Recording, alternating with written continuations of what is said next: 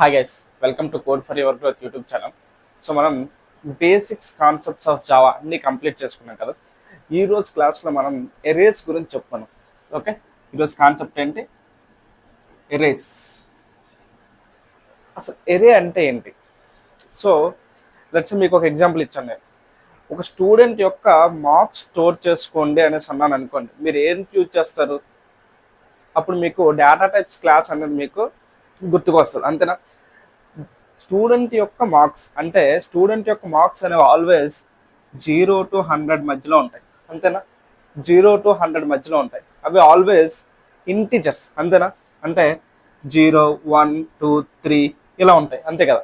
అంటే స్టూడెంట్ యొక్క మార్క్స్ అనేవి ఆల్వేస్ 0 to 100 మధ్యలో ఉంటాయి కాబట్టి ఆ నెంబర్ని స్టోర్ చేసుకునే డేటా టైప్ ఏంటి? మనకి ఇంటిజర్. కాబట్టి ఇంట్ marks equal to let's say 3 ఇలా స్టోర్ చేస్తాం, అంతే కదా? అంటే ఒక స్టూడెంట్ యొక్క మార్క్స్ మనం స్టోర్ చేసుకోవాలంటే అక్కడ మనం ఏం యూజ్ చేస్తాము? ఇంటిజర్ డేటా టైప్ని యూజ్ చేస్తాం, అంతేనా? అంటే ఇక్కడ నేను ఒక స్టూడెంట్ యొక్క మార్క్స్ స్టోర్ చేసుకోవాలంటే మనము ఇంటిజర్ డేటా టైప్ని యూజ్ చేస్తాం. సో నేను ఇప్పుడు ఇంకొక ప్రాబ్లం ఇచ్చాను. మీరు ఒక స్టూడెంట్ మార్క్స్ కాదు 3 స్టూడెంట్ మార్క్స్ స్టోర్ చేసుకోవాలి అని చెప్పాను అనుకోండి, అప్పుడు మీరు ఏం చేస్తారు? ఓకే, సో సార్ ముగ్గురు స్టూడెంట్ మార్క్స్ స్టోర్ చేసుకోమని చెప్పారు కాబట్టి నేను 3 ఇంటిజర్ వేరియబుల్స్ తీసుకుంటాను.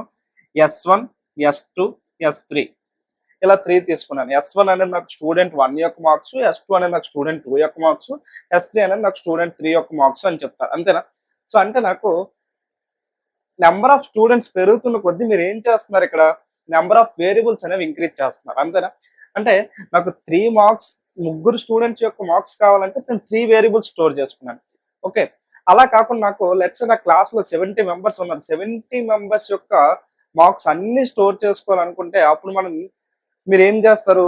మీకు ఎరేస్ అనే కాన్సెప్ట్ తెలియకపోతే మనం మళ్ళీ సేమ్ ముగ్గురు స్టూడెంట్స్ ఎలా అయితే 3 వేరియబుల్స్ యూజ్ చేసుకున్నామో 70 స్టూడెంట్స్ కూడా S1, S2, S3 and so on S70 వరకు 70 వేరియబుల్స్ క్రియేట్ చేస్తాం, అంతే కదా? సో అంటే ఇక్కడ మనము ఒక్కొక్క స్టూడెంట్ యొక్క మార్క్స్ స్టోర్ చేసుకోవడానికి మనం ఒక్కొక్క వేరియబుల్ క్రియేట్ చేస్తున్నాం. ఓకే, అలా కాకుండా ఒక సింగిల్ వేరియబుల్లో మల్టిపుల్ వాల్యూస్ స్టోర్ చేసుకోవాలంటే అప్పుడు మనం యూజ్ చేయాల్సిన కాన్సెప్ట్ ఏంటి అంటే ఎరేస్. అంటే ఒక సింగిల్ వేరియబుల్.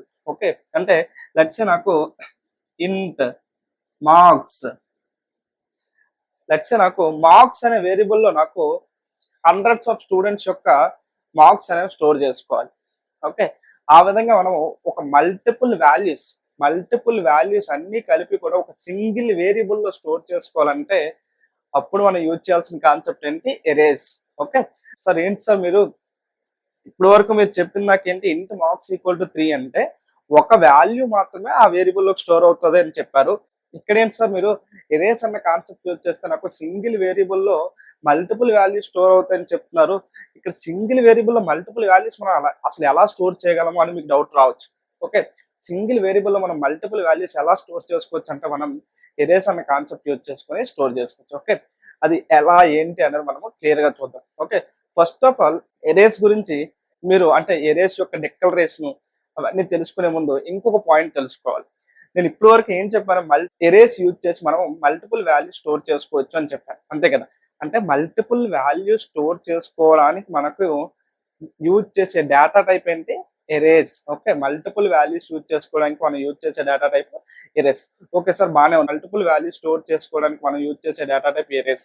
ఓకే, సో అయితే నేను ఒక స్టూడెంట్ యొక్క మార్క్స్, అలానే ఒక స్టూడెంట్ యొక్క జెండరు, ఒక స్టూడెంట్ యొక్క ఏజ్, 3 వాల్యూస్. స్టూడెంట్ యొక్క మార్క్స్, స్టూడెంట్ యొక్క ఏజ్, స్టూడెంట్ యొక్క gender. Marks let's 89, age let's 21, let's gender male. 3 values. Sir ఇవి కూడా నాకు మల్టిపుల్ వాల్యూసే కదా, నేను ఈ మల్టిపుల్ వాల్యూస్ని ఒక సింగిల్ ఏరియాలో స్టోర్ చేసుకోవచ్చా అని అంటే స్టోర్ చేయలేము. ఓకే, ఎందుకంటే ఎరే అనేది మనకి సేమ్ డేటా టైప్ వాల్యూస్ మాత్రమే స్టోర్ చేయగలదు.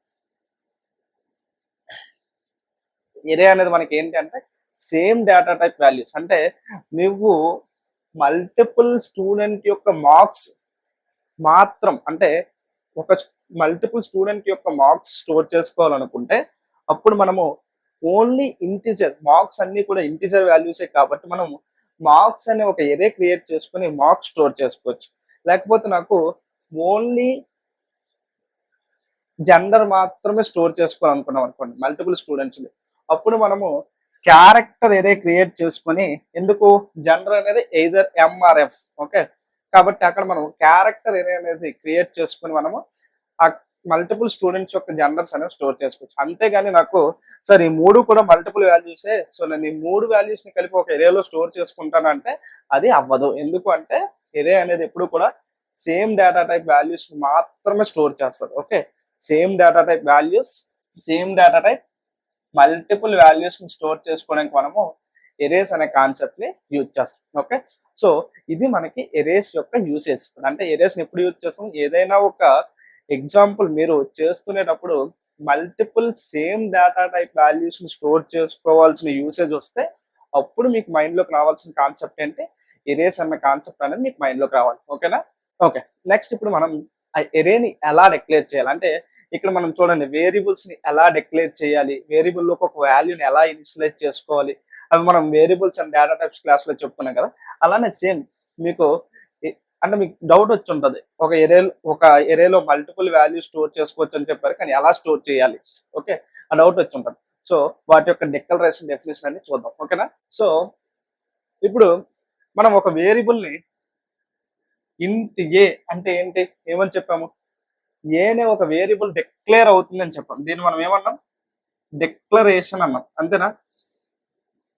ఓకే, అలానే ఏ ఈక్వల్ టు 3 అంటే 3 అనే వాల్యూ ఏ అనే వేరియబుల్లో స్టోర్ అవుతుంది అని చెప్పాం కదా. సో అలానే మనకి ఎరేని కూడా డిక్లేర్ చేయొచ్చు, అలానే ఆ ఎరే యొక్క వాల్యూస్ అనేవి క్రియేట్ చేయొచ్చు. Okay, data type square brackets variable name, ఇది మనకి ఎరే యొక్క డిక్లరేషన్ కి సింటాక్స్. ఎరే యొక్క డిక్లరేషన్ సింటాక్స్. లెట్స్ నాకు డేటా టైప్ ఇంటీజర్ తీసుకున్నాను అనుకోండి, in marks. Primitive data types రాసేటప్పుడు వేరియబుల్ నేమ్స్ ఎలా అయితే ఇచ్చుకున్నామో ఇక్కడ కూడా మనం అలానే ఇచ్చుకోవచ్చు. ఓకే, ఇక్కడ ఏంటిది, మార్క్స్ అనే ఒక ఎరే అన్నమాట. ఏ ఎరే, ఇంటీజర్ డేటా టైప్ ఎరే. ఓకే, అలానే నేను ఫ్లోట్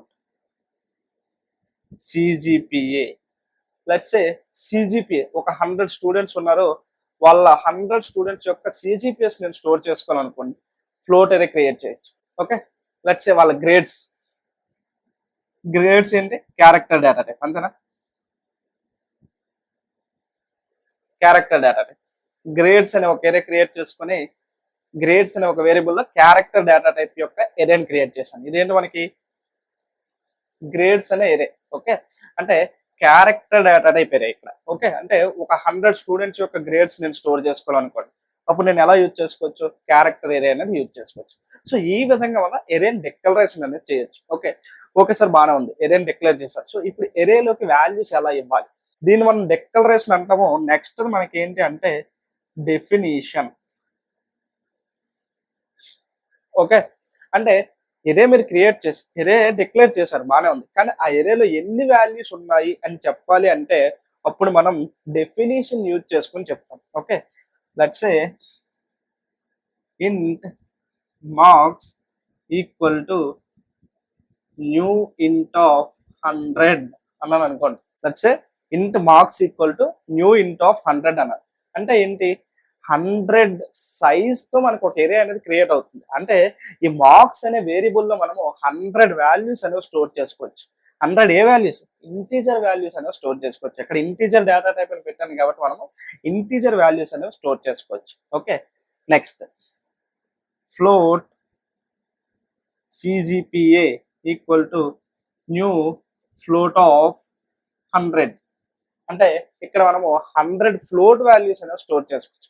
ఇది గుర్తుపెట్టుకోండి, ఈక్వల్ టు న్యూ ఫ్లోట్. ఈ న్యూ అనే కీవర్డ్ గురించి మనము ఊప్స్ కాన్సెప్ట్ చెప్పుకునేటప్పుడు చెప్పుకుంటాం. ఓకే, ఊప్స్ కాన్సెప్ట్ చెప్పుకుంటాం, మీరు అది గుర్తుపెట్టుకోండి. అక్కడ నేను చెప్పినప్పుడు న్యూ అనే కీవర్డ్ ఏం చేస్తుందని చెప్తాను. ఓకే, మీరు ఎప్పుడైతే మీరు ఈక్వల్ టు న్యూ ఆ డేటా టైప్, ఇక్కడ ఏదైతే డేటా టైప్ మెన్షన్ చేస్తారో ఆ డేటా టైప్ స్క్వేర్ బ్రాకెట్ లో సైజ్ మెన్షన్ చేస్తారో అప్పుడు మనకి మెమొరీ అనేది అలకేట్ అవుతుంది. మన జావా యొక్క మెమొరీలో జేవిఎం అనేది మెమొరీ క్రియేట్ చేస్తుంది కదా, అక్కడ ఈ 100 సైజ్తో ఇంటిజర్ ఎరేకి మెమొరీ అనేది అలకేట్ అవుతుంది.